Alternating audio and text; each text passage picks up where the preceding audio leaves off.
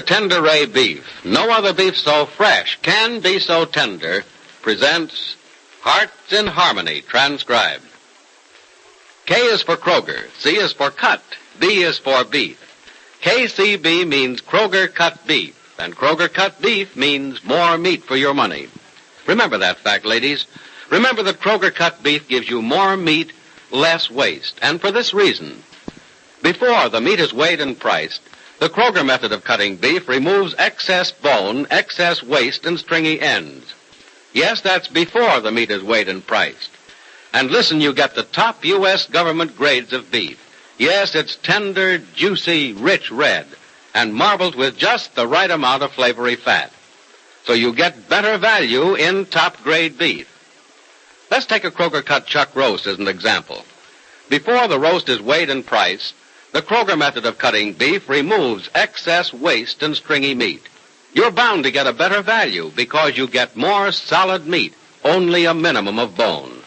No matter which you prefer, steak or roast, you receive more meat, less waste in Kroger cut beef. But make that discovery for yourself. Visit your neighborhood Kroger store and make it a rule to buy Kroger cut beef. It gives you more meat for your money. And now, Hearts in Harmony. Unaware that Barry Carlton, her fiancé, died from the injuries he received in an automobile accident in which both he and Penny Gibbs were involved, Penny, though still in the hospital, has gradually regained her strength. Her face, however, is badly scarred, and doctors fear that injury to her eyes may eventually develop into blindness.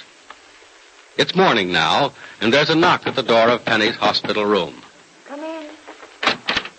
Good morning, beautiful. Hello, Dr. Evans. Come on in. That's what I intend doing, Miss Gibbs. I'm not satisfied just sticking my head in and saying hello. I have a rather bad case of it, you know. A bad case of what? Well, if I were a little boy in short pants, my mother would say it was infatuation. But since I'm a big boy in long pants, maybe it's love. Oh, stop it. And don't tell me I say that to all my patients. Oh, don't you? Nope, to only 1/3 of them. The other 2/3 are either men or old women. Shame on you. Don't tell me you're nasty to old women. Oh, I hate them. They call me Sonny. It's probably for your disposition. For my youth, I'll hide my face behind a set of old-fashioned whiskers when I'm through interning. And then maybe I'll get an occasional doctor out of even old women. You know, I didn't plug through medical school to be called Sonny. No, I guess you didn't. What's your first name, Dr. Evans? I never have known it. Joel. Joel Evans, Jr. Dr. Joel Evans, Jr., you mean? Come the whiskers, yes. Was your father a doctor? A doctor of souls, Miss Gibbs. Of hearts and a healer of faith. A minister. Oh. Well, you don't have any objections to a doctor who's the son of a minister, do you? Heavens, no. Why in the world should I? Are your people from Heatherton? No, from out west. It was all my father could do to keep me from carrying out my childhood vow to become a cowpuncher. Well, I, for one, am glad he changed your mind. Oh, I changed it myself. But my father says I'm still a puncher. Not a cowpuncher, but a people puncher. Well, I think he's right after all those needles you stuck in my arm the first few days I was here. Well, thanks to those needles, you're still alive. I realize that. I'm not complaining. Well, even if you are, it's all right. You know, I yell murder when somebody sticks a needle in me. Say, have you been reading? Oh, just a little bit. It's awfully difficult just to lie here hour after hour doing nothing. Yes, I know it is. But Dr. Weston doesn't want you to use your eyes any more than you have to. You're not going to force us to cover them to rest them, are you? Oh, no. Now, that'll take me back to the days when my face was in bandages, and I don't want that. I'll be a good girl. I won't read. Swell. Dr. Weston contacted Dr. Jennifer about your eyes. They're old schoolmates, you know. He'll be here next week, and, well, then we'll know the whole story. Dr. Jennifer? Is he the expensive specialist? Expensive is right, but nothing but the best for you, Miss Gibbs. I wonder how the family got the money. Oh, I don't imagine your family is considering the cost right now, Miss Gibbs. And as a matter of fact, Dr. Jennifer won't charge a dime just to look at you. He's doing this for Dr. Weston. Besides, he never charges for a first visit when people come to see him. That's very fair of him, isn't it? Well, it's his way of encouraging people with eye trouble to come to him. You know, a lot of people won't go to a doctor like Jennifer because they think it costs money just to walk into his office. He's coming next week, hmm? Do you know exactly when? No, I don't. Does it make any Oh, difference? no, I just wondered. Dr. Evans, has anyone told Barry about my eyes? No. Well, I hope no one does. I don't want him to worry. No one will tell him, Miss Gibbs.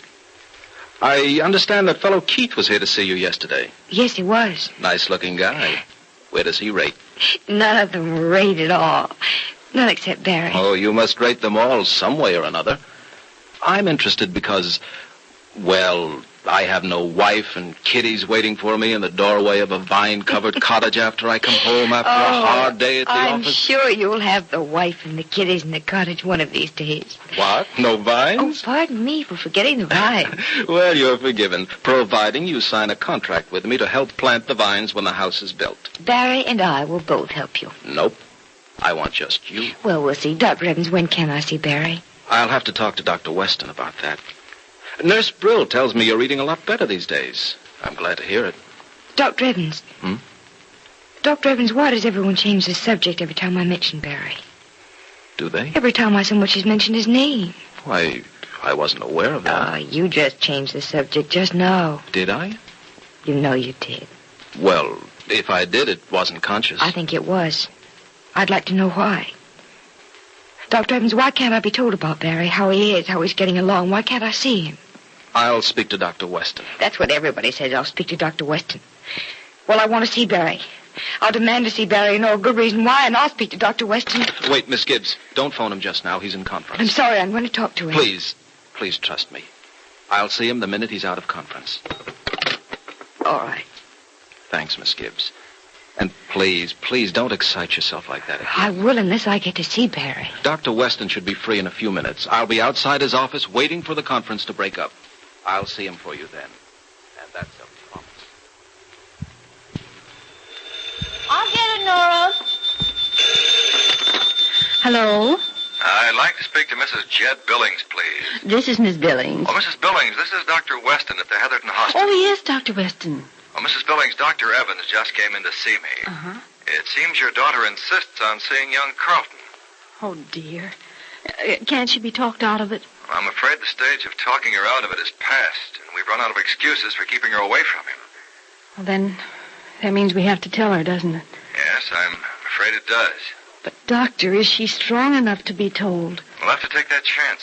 We'll stand by ready for a collapse, Mrs. Billings, but I think you should be alone with her when she's told, or she'll guess that something's the matter. So far, she has no idea? None whatever. We've done a good job of keeping it from her. In some ways, I'm sorry. How soon can you get here? Well, there's no one here to drive me down. I'll have to take a train. When can you leave? Let's see. I can make the 5:30. That'll get me into Heatherton about 7 o'clock. Good. Dr. Evans will be able to stall her off till then. And I'll drive down to the station to meet you. All right. Heatherton doesn't have much of what you'd call a fleet of taxicabs. Oh, thank you, Dr. Weston. I'll see you at the station at 7 then. And I hope before I see Penny I can think of a gentle way to tell him. Here's my car right here, Mrs. Billings. It was awfully nice of you to drive down to pick me up, Dr. Weston. I know how busy you are. Well, I consider this to be the line of duty to my patient, Mrs. Billings. After all, this is the news for which we've been building her up. It's your sad lot to deliver that news. Here we are. I'll just put your bag in back. You're going to spend the night at the hospital, I take it. Well, I rather imagined I'd have to. Yes, perhaps you will. And I'll just slide in ahead of you if you don't mind. No, of course not. Well, how was the trip down? Oh, can you reach the door? Oh, yes. Thank you. Well, the trip down wasn't a pleasant one, Dr. Weston, as you can well imagine. Oh, yes, I can. Have you decided how you'll tell her? No, I haven't. Well, perhaps that's just as well, Mrs. Billings. In matters like this, it's always best to arrange what you have to say to accord with the mood and feelings of the person to whom you're bringing the news. It's bound to be a shock to her, Dr. Weston. Yes, it will be. But Dr. Evans and I'll be out in the hall just outside her room in case we're needed.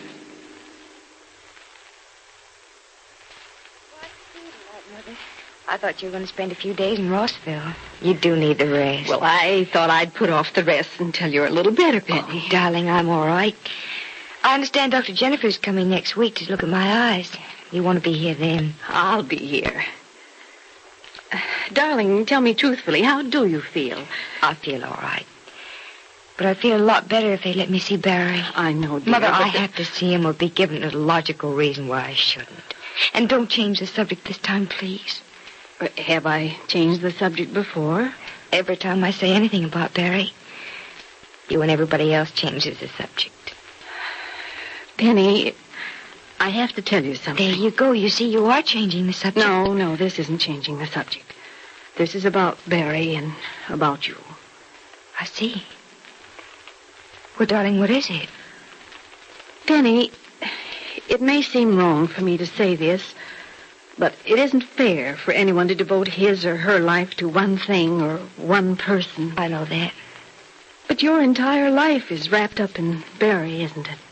In a way it is. Why shouldn't it be? Well, because so much can happen to change that. Mother, do you have to go to the window? I can't hear you very well. Well, I'm sorry, darling, but I have something awfully unpleasant to tell you. No, it's more than that. It's the hardest thing I've ever had to say to anyone. And I guess I just don't have the courage to face you when I say it.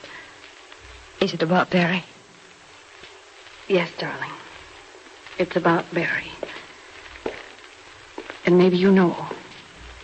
Maybe you can guess why we haven't let you see him. You mean he's disfigured? Well, what difference would that make to me? Look at my face, Mother. Look at my... No, darling. It's not that. Then what is it? It's worse than that, Penny. Or maybe in some small way. For him, I mean. It's a blessing. Oh, Mother. Oh, Mother, you don't mean... I mean, darling, I mean that Barry is gone. So at last, Penny has been told of Barry's death. And now that she knows, what will happen to her?